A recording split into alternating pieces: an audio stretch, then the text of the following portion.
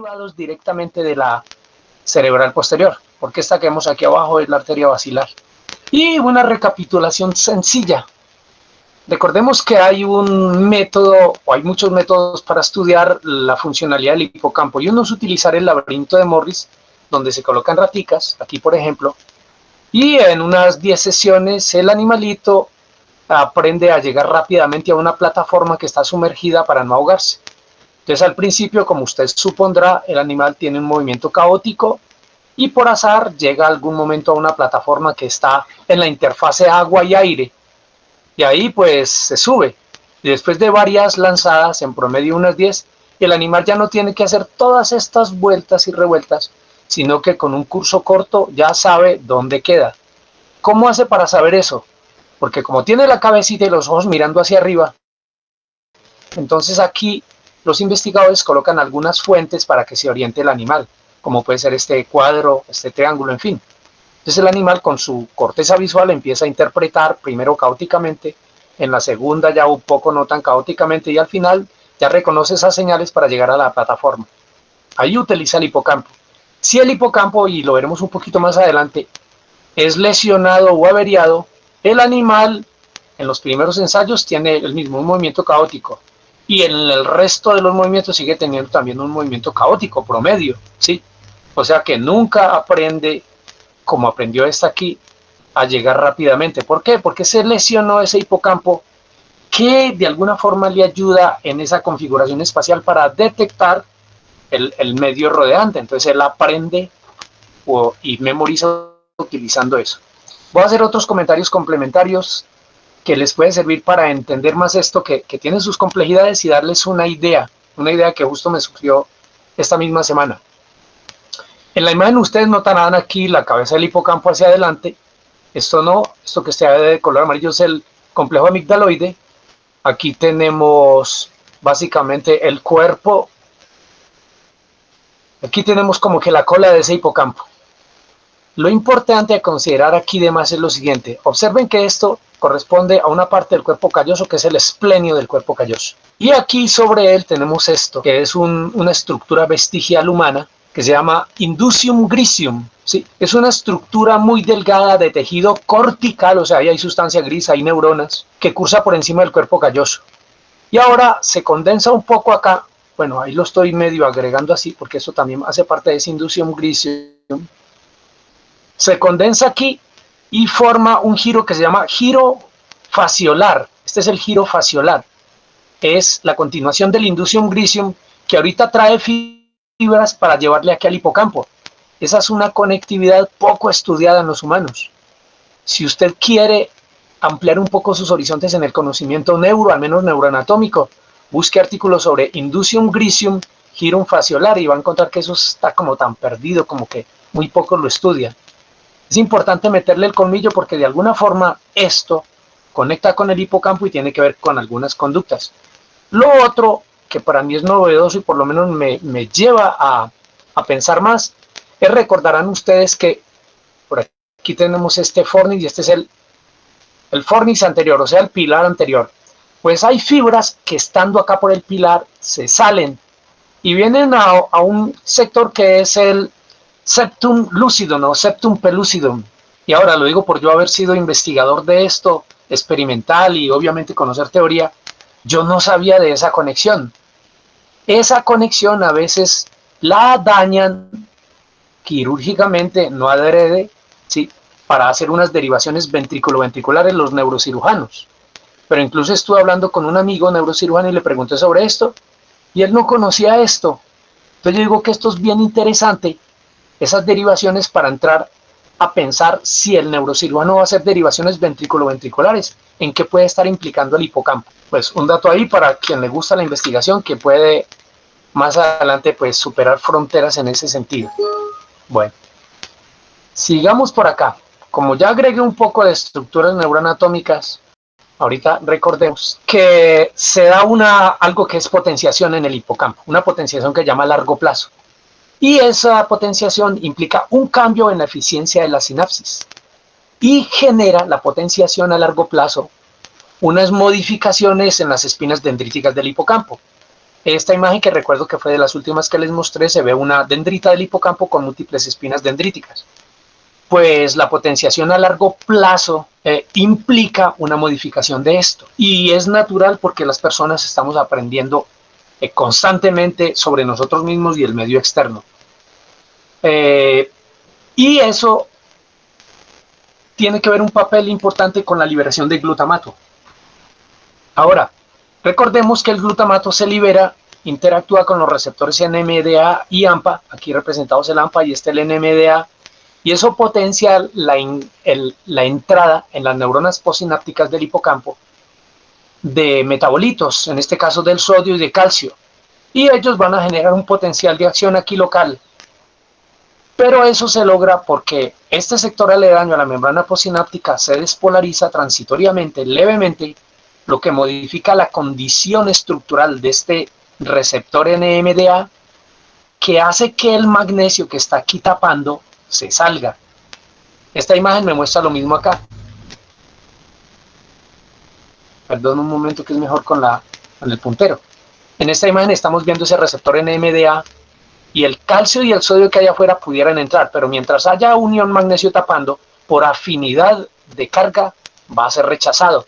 Entonces lo que sucede es que en este pequeño sector de la membrana postsináptica entra sodio, cambia transitoriamente la polaridad de esto, y esa polaridad hace que esta proteína modificada por voltaje expela el ion magnesio, que es más grande que el calcio. Ahora el calcio le queda fácil y dice, pues puedo entrar, y eso me va a generar un potencial postsináptico que se va a traducir en muchas cosas, en aprendizaje, en aprendizaje, bueno, especialmente. Y recordando aquí que ese glutamato no puede durar mucho tiempo acá, porque si se queda aquí algo así como más de 80 milisegundos, al entrar calcio se puede convertir en un inductor de muerte celular. En condiciones normales, en una persona sana, no sucede, porque esta célula que tenemos aquí al lado, representada de color verde, que es un astrocito protoplásmico, lo que hace es coger ese glutamato, asimilarlo por unas proteínas transportadoras de glutamato, ahora convertirlo en su interior citoplasmático con la enzima glutamina sintetasa y convertirlo en glutamina. Y la glutamina va a ser expelida por un transportador que no está aquí dibujado, un transportador de glutamina, para que pase al medio extracelular. Y ahora esa glutamina que está aquí en el medio extracelular tenga que utilizar otro transportador que igualmente no está dibujado, para que ingrese la glutamina, y en esencia, aquí simplificado, se convierta por acción de glutaminasa de nuevo en glutamato, y ese glutamato de nuevo pueda ser reutilizado para la neurotransmisión. O sea que hay un proceso cíclico en la reutilización de glutamina por parte de las sinapsis que se dan en el hipocampo, y también en el giro dentado y en la región subicular. Ahora vámonos a una cosa relativamente novedosa porque esto es como del 2001.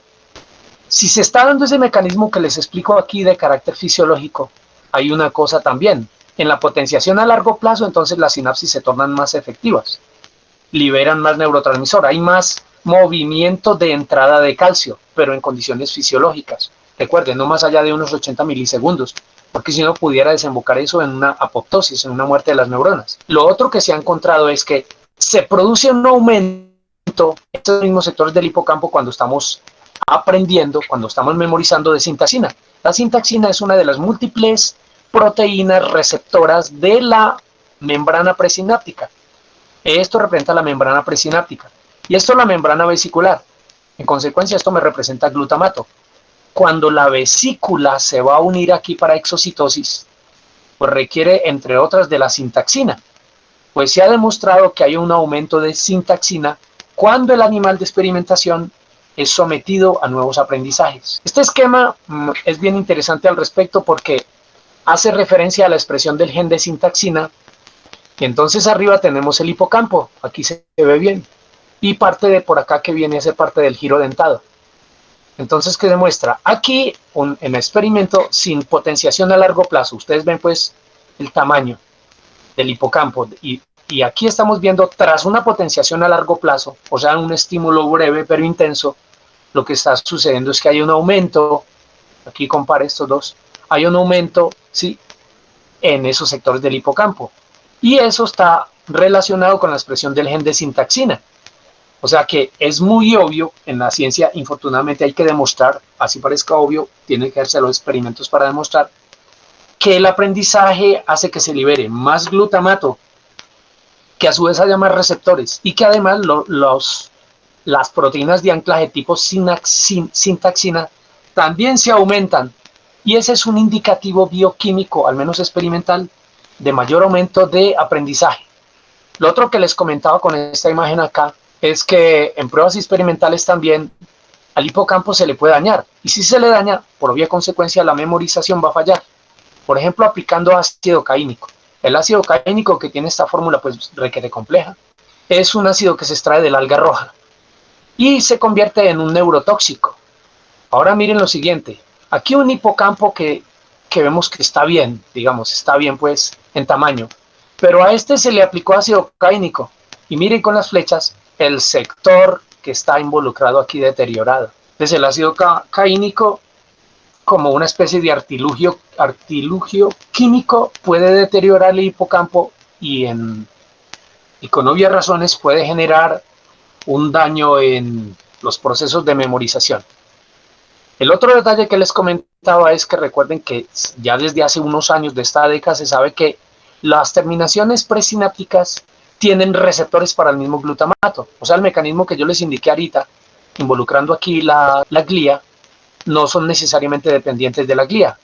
Hay receptores de glutamato tipo 4, 6, 7 y 8 que pueden ayudar a la recaptura del glutamato para que vuelva a reciclarse y ser utilizado. Y eso es muy obvio porque nosotros utilizamos básicamente el aprendizaje es de forma constante, incluso cuando dormimos, especialmente cuando soñamos. Bueno, antes de seguir, un comentario que tiene que ver con conceptualizaciones de esto de Steven Pinker. Si alguien piensa que la neurociencia puede sustituir a la sociología, a la literatura, a la historia, para explicar cosas pues del mundo, estaría en un error. Pues la neurociencia, como elemento que incluye la neurobiología, podría asentarse en la bioquímica, a su vez la bioquímica asentarse en la orgánica, además la orgánica asentarse en la inorgánica, y estas todas asentarse en la física, con lo que nos veríamos tentados a explicar las causas de la Segunda Guerra Mundial en términos de electrones, de quarks, de fotones y todo eso. Obviamente que eso es falso. Así ocurre también con el puente que hay entre la neurociencia y la memoria, que estamos tratando ahorita como de entender algo. Los grandes pensadores de esta área del conocimiento dicen que la vida mental se ha de entender en diferentes niveles de análisis, y no solo en el inferior. Pues yo estoy tratando de mostrarles a ustedes desde lo inferior, pero debo hacer una construcción mayor en un instante. Pero antes hago estudio más pequeñito aún.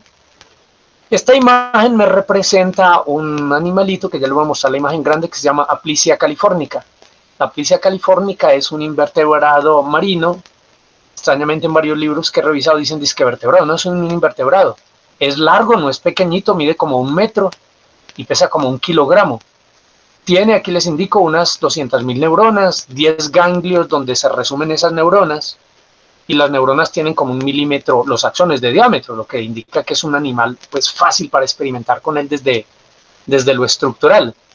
Y una característica conductual es que por aquí tiene una cosa que llama sifón, por donde mete agua, y tiene una branquia que se involucra con la metida de agua para poder capturar oxígeno y pues no morir el animalito, y algo que lo rodea, que es el manto. Pues este animal, por Kandel y sus colaboradores y otros, ha sido estudiado fuertemente, y se sabe que cuando se estimula el sifón, la branquia produce una reacción, ¿sí?, vinculada con la toma del agua para oxigenarse, y eso involucra unas cadenas de neuronas, aquí simplificadas. Una neurona sensitiva que registra el estímulo del sifón, una neurona motora que actúa sobre la branquia pues para que se pueda capturar el agua con el oxígeno, y una serie de neuronas en su camino, ¿sí? Esto me muestra un circuito relativamente sencillo que puede involucrar un proceso de aprendizaje de la Aplysia californica cuando le estimulamos. Pues aquí la imagen de forma abreviada, entonces una foto pues real del animalito, la Aplysia californica, aquí las mismas estructuras, y una serie de exámenes, de condicionamientos que se le hace al animal, y que involucran, lo que les digo, una serie de sinapsis vinculadas con el sifón y el aparato respiratorio branquial del animal. Y hay unos registros que me indican que si al animal en algún momento se le genera un estímulo de potenciación a largo plazo, el animal aprende y tiene un aprendizaje de este tipo más duradero. ¿Y qué involucra eso en algo de minucia que no voy a detallar acá porque pues no es el objeto? Involucra que la liberación del neurotransmisor, en este caso ya no es glutamato, sino en este animalito estudiado hoy es la serotonina 5-hidroxitriptamina, involucra que el animal simplemente pues libere neurotransmisor por un aprendizaje que tiene vinculado con el estímulo sobre el sifón. Pero cuando se hace el estímulo de potenciación a largo plazo, el animal desarrolla unas prolongaciones a manera de espinas dendríticas. ¿Qué indica esto? Que la potenciación a largo plazo hace modificar, además de la sinapsis, el crecimiento de estas. Una potenciación a largo plazo es más efectiva. Y eso es importante también porque los humanos aprendemos. Y si nosotros aprendemos mal, es porque no estamos de alguna forma recibiendo un estímulo apropiado o no lo queremos realizar. Como les comentaba ahorita, pues bueno, primero aquí la idea, entonces en un salón de clase, imagínense el que usted quiera, tenemos varios actores, los alumnos y el profesor. Tiene que haber una interacción entre ellos todo el tiempo, porque si el profesor se centra en él y los alumnos en ellos, entonces no va a haber una interacción apropiada, debe haber un estímulo apropiado. Esto que ustedes ven aquí es un error en la educación, colocar un montón de artilugios aquí visuales, computadores y un pequeño sector para lo que es en lo que nos vamos a concentrar. En los aprendizajes uno tiene que concentrar la atención y no divagarla mucho porque entonces se convierten en estímulos lesivos. Lesivos en el sentido de que no van a permitir una potenciación, y esto que les dije de la Aplysia californica en una cosa pequeñita, ahorita extrapolémoslo a lo grande. Un humano debe en la medida de lo posible tratar de cautivar la atención de sus alumnos y generar una serie de estímulos de algún modo fuertes, intensos, para que perduren allí a manera de potenciación a largo plazo y puedan tener ese aprendizaje para más adelante. En Aplysia californica, como les comentaba ahorita, se genera un estímulo. Se puede también, en vez de eso, aplicar directamente serotonina ahí en esa cadena de sinapsis interneuronales. Y ese estímulo produce una sensibilización a corto plazo, que dura unos pocos minutos. ¿A qué equivale eso? Porque yo quiero que tratemos de extrapolar eso, para que no quede así como tan en fisiología y en qué para el humano. Que si yo a un alumno le doy un estímulo suave, va a perdurar en su mente poco tiempo. Pero si le doy unos estímulos repetidos, algo así como en la Aplysia californica, 5 sesiones, y son de gran intensidad, el aprendizaje del animalito, ahorita pensemos en nosotros, dura días, ¿sí? Y si le entrenamos un poco más, persiste por semanas. Esto es importante tenerlo en cuenta porque hay una falla ahorita en el aprendizaje de los alumnos. Los alumnos como que quieren obtener títulos, pero no de verdad aprender. Quieren pasar las materias, pero no atravesarlas, que yo les digo ahorita. Atraviesen las materias, imprégnense de ella, particípenla, porque eso les va a servir de alguna manera para el entendimiento de las alteraciones en salud y enfermedad. Miremos estas imágenes también que nos indican que las espinas dendríticas aumentan con el aprendizaje. Compare, en este hay mayor aumento de ello. Esto es logrado en mamíferos, En invertebrados, que ya le mostré con la Aplysia californica, se ha demostrado. En mamíferos, en ratones, en ratas, en macacos, ¿sí? Se sabe también que aumentan. Pues el otro detalle aquí interesante, esto me muestra el cerebro de una rata. Por aquí tenemos la zona subventricular vinculada con el hipocampo. Ahora, allí que sabemos que hay neurogénesis. Esa neurogénesis también se vincula con el aprendizaje. Si el animal está aprendiendo, eso ya se sabe pues, se produce nueva generación de neuronas que se integran en los circuitos del hipocampo para el aprendizaje. Hace como unos 20 años yo recuerdo que en una discusión con unos doctores del área decían que esto estaba bonito, la nueva neurogénesis, pero no se había demostrado que las neuronas se integraran a los circuitos. Ya hace algunos años se ha demostrado que no es una cosa ahí caprichosa de la naturaleza, sino que cuando el animal está en un ambiente adecuado para el aprendizaje, se generan nuevas neuronas, hay neurogénesis, y esas neuronas van a participar de esos circuitos. Y aquí esto es una demostración, estas cosas que ves como de color negro, representan la nueva neurogénesis. Aquí con un entrenamiento normal, sí, perdón, con un entrenamiento, y aquí con un condicionamiento de forma control. Si usted simplemente suma, aquí tiene 1, 2, 3, 4, 5, 6, y aquí tiene 1, 2, 3, 4, 5, 6, y por arriba como el doble. Esto nos indica que el aprendizaje nos favorece la repoblación del hipocampo. Yo les contaba en charlas pasadas que son aproximadamente 1.200.000 neuronas que hay en el hipocampo. Muy posiblemente la gente que no está en el aprendizaje, y el aprendizaje es para toda la vida, un aprendizaje intenso, constante, va a tener un hipocampo más fallido en edad avanzada, y ese cerebrito le va a funcionar para lo mínimo. Entonces lo ideal es seguir siendo jóvenes, así estemos viejos. ¿En qué sentido? Aprender siempre, aprender. Eso, mientras tengamos un cerebro intacto, sano, nos va a facilitar. Ahorita voy a extrapolar un poco de lo que he contado aquí, allá la alteración. Esta imagen representa un cerebro de una persona normal versus una persona con enfermedad de Alzheimer, de aproximadamente el mismo peso y la misma edad, y el mismo grupo social y el mismo sexo. En este estamos viendo que los diversos surcos y fisuras están bastante marcados porque se ha perdido corteza cerebral. Pero se sabe que en la enfermedad de Alzheimer el hipocampo también está desastrosamente dañado. Y las neuronas que hay allí están sufriendo una involución que les lleva a una hipotrofia, y aquí pues ya un estado atrófico severo. Y recuerden que las neuronas en el sistema nervioso central, después de lesionadas, no hay forma de recuperarlas. Opción que de la región subventricular hipocámpica se pueda generar a expensas de células basta con unas nuevas neuronas. Miren aquí en estos dos exámenes anatómicos, ya no con imagen, estamos viendo aquí el hipocampo muy bien, con la flecha amarilla. Y este cerebro que está desastrosamente acabado, pues me indica la condición de una persona que tiene enfermedad de Alzheimer. Y mire igualmente los hipocampos. Aquí pues esto es lo que cae el hipocampo, contrastado con el otro. Entonces esa condición innegablemente va a llevar a que la persona tenga una alteración en la capacidad de tener nuevos aprendizajes. Igualmente mírelo aquí con estas imágenes de resonancia magnética simple. Las flechas me están marcando aquí los hipocampos, digamos, normales, de una persona normal. Y aquí la reducción de tamaño pues es evidente en una enfermedad, en una persona que tiene enfermedad de Alzheimer.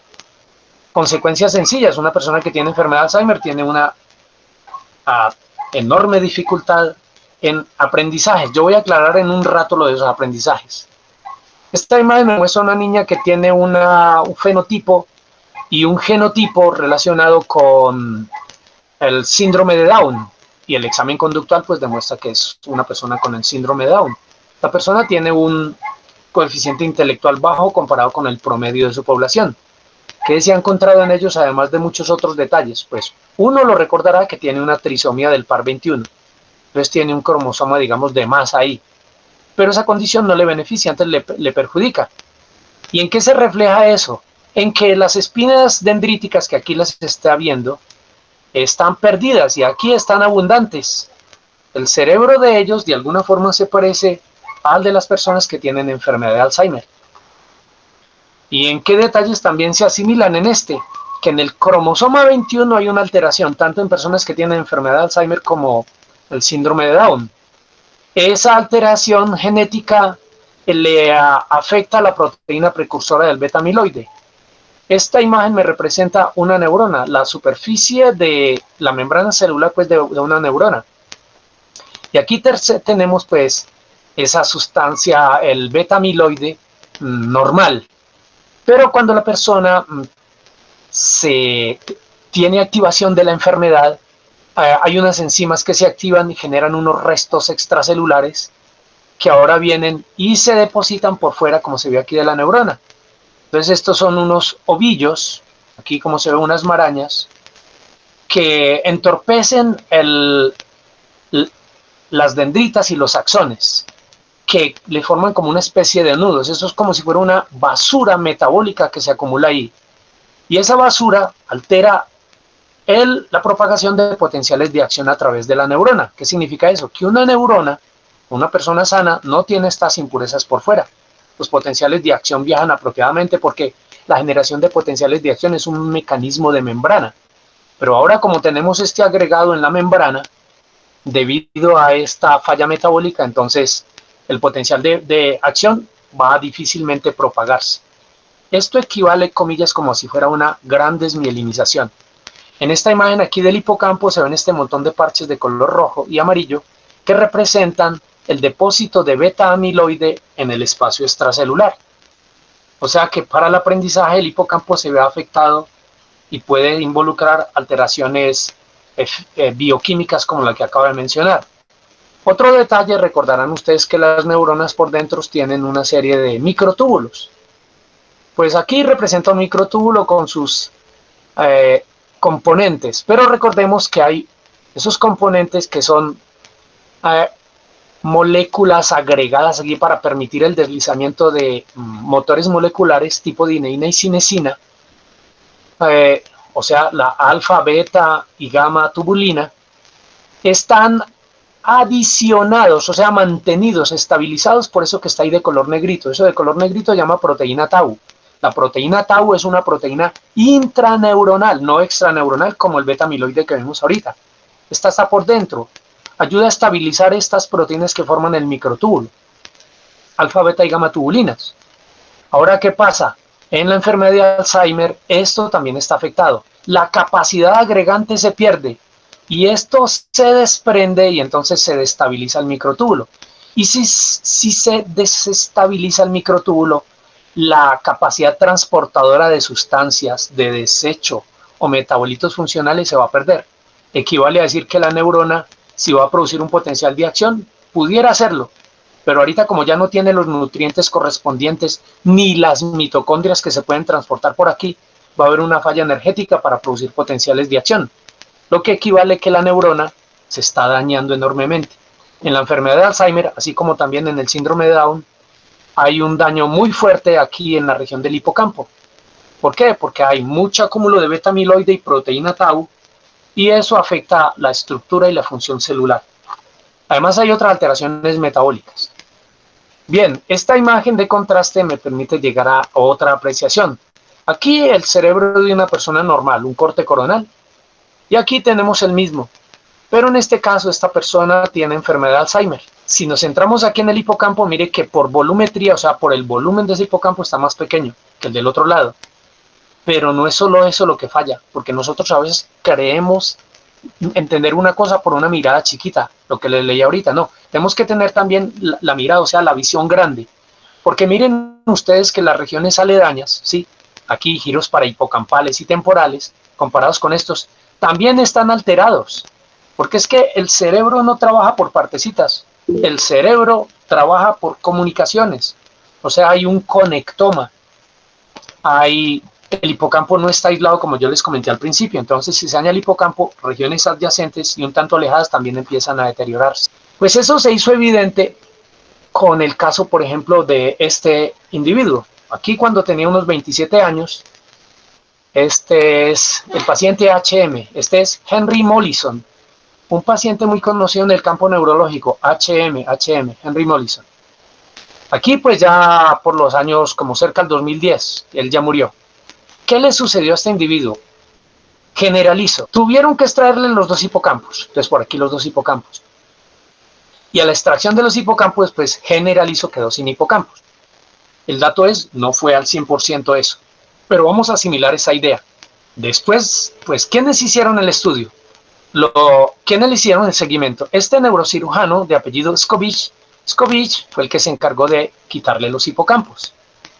Y la señora aquí, Brenda Milner, señora Milner, le hizo el examen neuroconductual. O sea, lo siguió por varios años estudiando la conducta. ¿En qué falló? ¿En qué fallaba él? En muchas cosas. Especialmente en el conocimiento nuevo. Cuando aprendemos algo novedoso, solemos utilizar el término memoria anterógrada. O sea, la memoria para lo que viene, para lo novedoso. Pues a este individuo le decían que repitiera este número, 84 14 3 1 7. Y lo lograba, pero unos pocos minutos, unos 2 o 3 minutos. Si se le cambiaba la hoja, o sea, si se le charlaba de otra cosa, al instante se le decía que repitiera el número, ya no lo recordaba.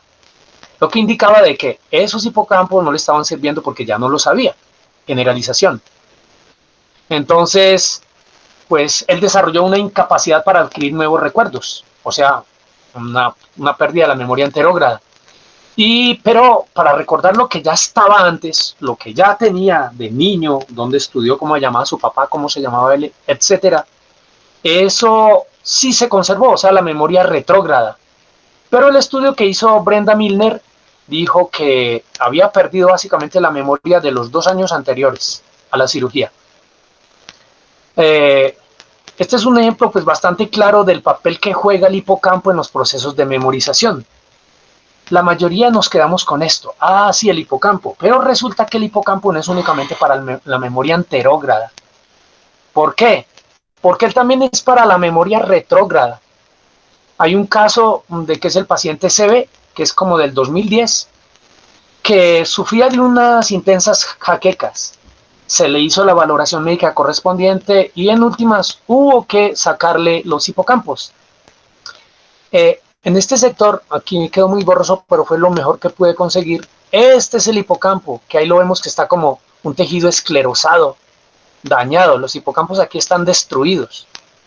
Bueno, pues efectivamente cuando a él se le hizo todo el tratamiento y se le sacaron ya, pues porque eso le puede generar, le estaba generando unos focos vinculados con el desarrollo de crisis convulsivas. Entonces, esta persona tuvo una falla la tremenda, el paciente CB, porque su vida anterior, la memoria anterior, la había perdido casi toda. Sabía hablar, pero no recordaba cosas ni de su infancia ni de su juventud. Y esta persona tenía unos 60 y pico de años. Con este, que es un vínculo también clínico, se aprende también que el hipocampo funciona fuertemente para la memoria anterógrada y también para la retrógrada. De hecho, yo se los comenté en la clase pasada, o en la charla pasada, que la región de la cabeza del hipocampo funciona más para lo novedoso, y la región de la cola tiene que ver más con el conocimiento habitual.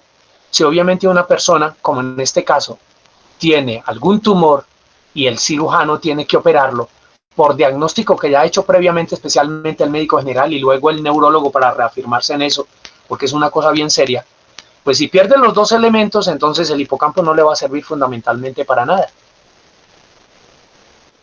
Una cosa que es importante, porque ustedes tienen y tendrán la opción en un futuro de estar en este campo, en el campo de la neurología y en el de la neurocirugía. Si ustedes tienen la opción, cuando saquen pedacitos de hipocampo, traten de conservarlos. Esto es lo que suelen hacer en alguna cirugía. Aquí un tejido que lo ves que está como malo, entonces es un hipocampo, le vemos la forma y uno dice, sí, es hipocampo, lo sacan. Estas rebanaditas pueden servir, guardarlas en un lugar donde tengan algo de criogenización para que el tejido se mantenga y poder hacer investigaciones. Porque no crean que ya se sabe todo lo del hipocampo, no, se saben muchas cosas, pero todavía hay muchas dudas. Miremos cosas, por ejemplo, importantes vinculadas con eso.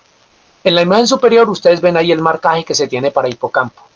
Y aquí en la parte inferior miren que ese marcaje está perdido, ¿sí?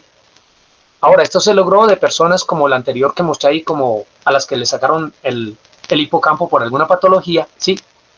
Y previamente habían sido diagnosticados con epilepsia.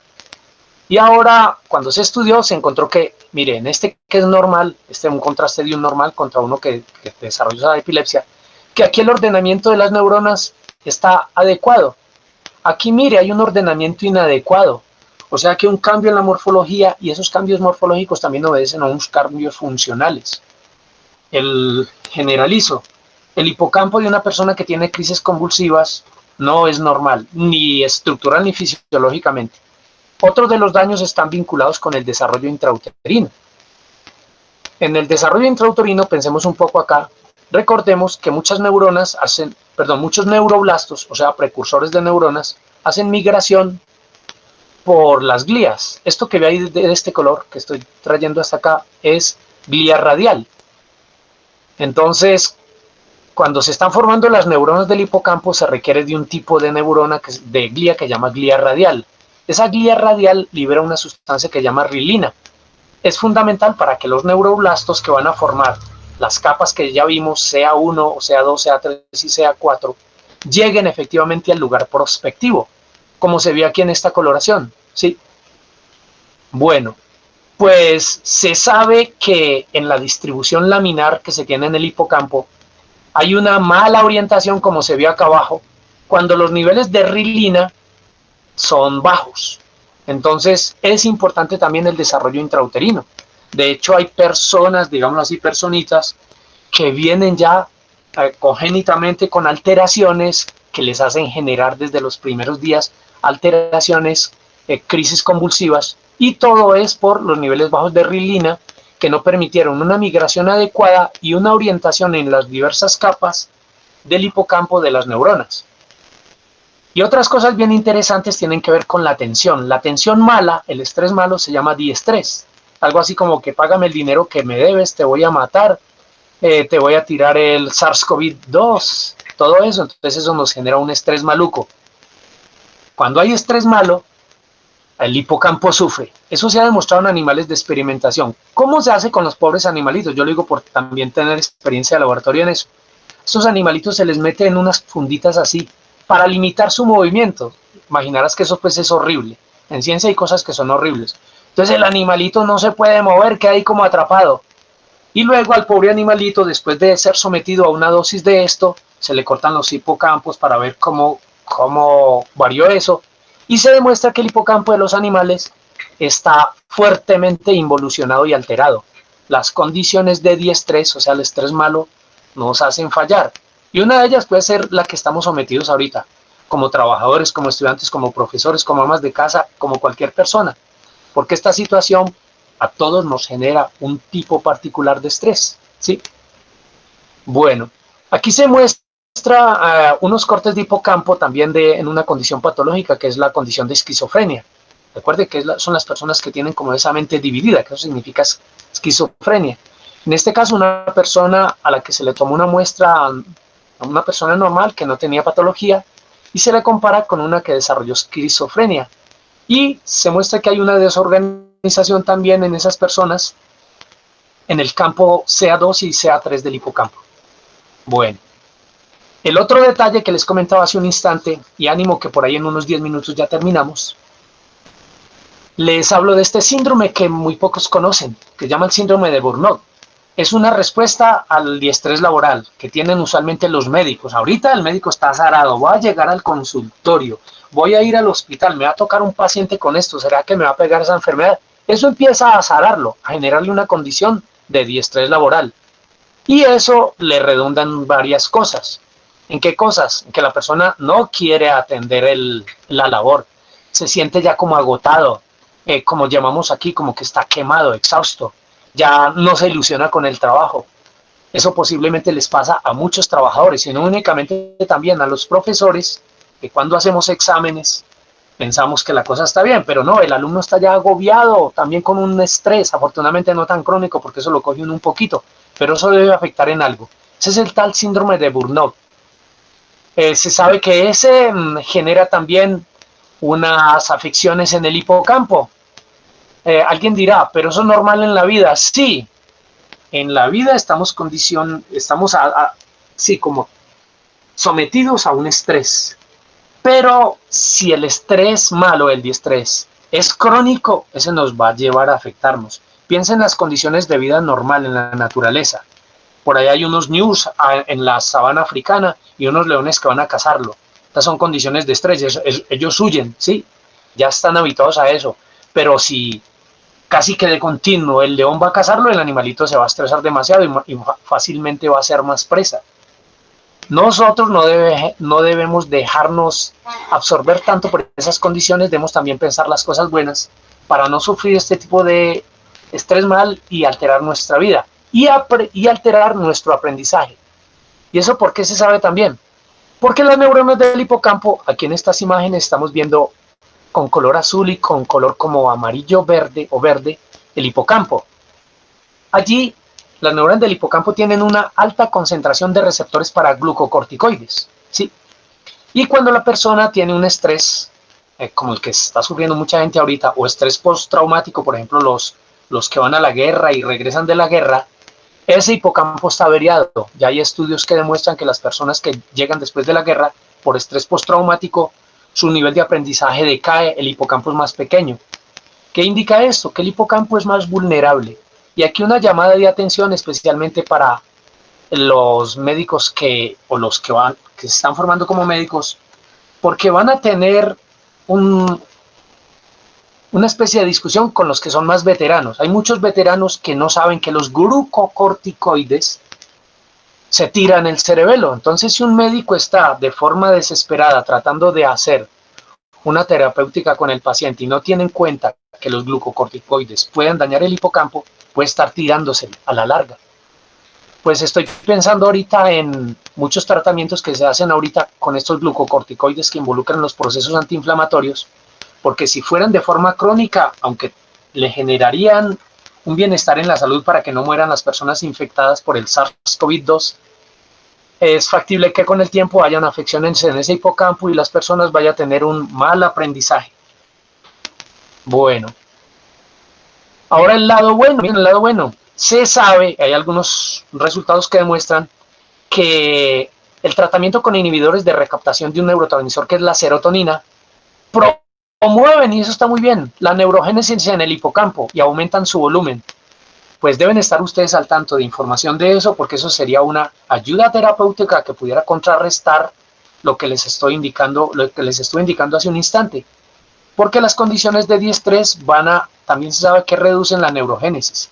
Entonces de pronto habría que hacer como una especie de tratamiento que involucre aplicaciones de serotonina, pero no sé mucho al respecto, por eso les estoy dando una idea para que ustedes puedan explotar. Este es un aspecto bueno de la farmacología. Y últimas, mire, cuando una persona está aprendiendo, el hipocampo trabaja muy bien y se desarrolla muy bien y óptimamente. Cuando una persona está en entrenamiento, sí, aquí número de palabras aprendidas. Después del entrenamiento, para realizar cálculos, pero no cálculos matemáticos, sino cálculos de palabras, o sea, cómo habla, cómo se expresa, aumenta el número de palabras memorizadas. Y después del entrenamiento, si lo hacemos con voz alta, aumenta más. Ahora recordemos una cosa para integrar, es que el hipocampo recibe información de muchos sectores, del área visual, del área auditiva. Así que no está mal, está más bien cuando estudiemos tratar de hablar en voz alta y además de ver. ¿Para qué? Para que nuestro cerebro y en especial el hipocampo reciba múltiples aferencias tendientes a mejorar un aprendizaje. Bueno, esta imagen les puede estar generando alguna alteración visual, a mí me lo genera, no sé por qué. Dice, por los contrastes de colores, pero dice, no hay conocimiento ni inteligencia sin memoria. Hay un montón de críticos que dicen que la memoria no sirve para nada. Eso me parece desastroso, porque sin memoria no puede haber conocimiento. Ahora, gracias a la memoria, lo pasado, lo que ya aprendimos, guía la percepción del momento presente y nos permite anticiparnos y adaptarnos al futuro. Entonces, el fundamento para el aprendizaje es la memoria. No nos podemos quedar en ella simplemente. Por lo tanto, deducción, la memoria no es solamente registrar información, es saber conectarla. Miren esta imagen también que es importante. Esta imagen habla de estudios de volumetría, o sea, medición del volumen de hipocampos de personas adultas. Y ahora, ¿qué se sabe? El sistema de visualización del cerebro permite selectivamente encontrar áreas. Mire esto que ya cierto autor que les voy a referir dentro de poco en la bibliografía marca diversos sectores, CA1, CA3, CA4, en fin, la fimbria, las diversas capas, las fisuras, y que nos muestra que cuando una persona consume alcohol, desarrolla trastornos por el consumo de ese alcohol que involucran el hipocampo. Y el daño más marcado involucra el campo CA1, perdón, involucra el campo CA2 y el campo CA3, o sea, cornis amonis 2, cornis amonis 3. Son los más vulnerables al consumo de alcohol. Ahora me refiero a un alcohol que sobrepase, si usted se toma mucho o si es crónico en eso le va a afectar. Algo como que me tomo 2 capitas, eso también puede afectar levemente, pero no se tira el hipocampo. Pues El daño CA1 se asocia con enfermedad de Alzheimer. Ahorita sí pensamos campo CA2 y campo CA3. Y eso nos está explicando por qué una persona, cuando está tomada, pierde la memoria. En parte, porque son muchas partes más, en parte porque el hipocampo está trastornado por este metabolito, perdón, por esta sustancia. Y hacia lo último, el desarrollo y funcionamiento del sistema nervioso depende de una nutrición adecuada. Usted puede tener el paciente que quiera, pero no está bien nutrido. Ese cerebro y ese hipocampo no van a trabajar para aprendizaje, solo pensará en comer y sobrevivir. La nutrición juega entonces un papel importante, encargada de aportar energía, nutrientes para el desarrollo de esas estructuras celulares y esos sistemas metabólicos que involucran metabolitos, sodio, potasio, neurotransmisores, ¿sí? Y en ello no nos podemos quedar solamente en eso, tenemos que hacer algún ejercicio periódico para que haya una distribución sanguínea apropiada. Recordemos que el cerebro recibe aproximadamente el 2% del total del peso, aunque representa el 2% el 2% del peso total del cuerpo, consume un 18% del oxígeno circulante. Si no hacemos el ejercicio apropiado, si ingerimos muchas sustancias que nos van a tapar las arterias, si no hay un balance adecuado en la nutrición, nos va a fallar también el hipocampo. Esto, pues, una cosa maravillosa, les digo que leer literatura también es importante. Mire, Dostoyevsky hace una anotación, y esto cuando eso no había conocimiento como para que Dostoyevsky dijera eso. Esto para mí se convierte en una cosa rara. Dentro, en los nervios, en la cabeza, es decir, estos nervios están en el cerebro, malditos sean. Hay una especie de pequeñas colas, las colas de esos nervios, y en cuanto empiezan a agitarse, o sea, a producir potenciales de acción, es decir, comprendes, miro algo con mis ojos y luego empiezan a agitarse. Esas colitas, refiriendo después a los axones, cuando se agitan, parecen una imagen. No aparece de inmediato, sino que pasa un instante, un segundo y luego aparece. Y en fin, mire, aquí está refiriendo al interior. Al interior, ya Dostoyevsky, sin haber estudiado pues la parte neuro, ya tenía una aproximación muy buena a esa. No sé por qué tendría esta aproximación tan interesante. Pero eso también nos refleja en el hipocampo. Esas colitas, los axones que vimos, son los que nos permiten la comunicación en el cerebro. Esta es parte de la bibliografía que referencia a lo que yo les estoy contando. Yo no me he inventado ninguna cosa. En mi formación me he aprendido yo mismo también y me han enseñado también mis profesores que debo ser lo más honesto posible, en general honesto. Yo mismo presento referencias de algunos trabajos míos que dan pie a comprender algo de esto y hay algunos referentes que aquí están utilizados. Si quiere tómele una foto porque si usted los consulta puede ahondar más en lo poco o mucho que les he contado entre hoy y lo pasado. Y les dejo para entrar a sus preguntas con esta imagen sencilla que yo anoto, que digo vuelve a ti, porque los seres más olvidados somos nosotros mismos de nosotros mismos y sin nosotros no existe el mundo. Entonces, preocúpese mucho por usted, piense en usted. Y doy por terminada ya este complemento a la charla pasada y por lo tanto me abro a sus preguntas, sus correcciones, sus anotaciones.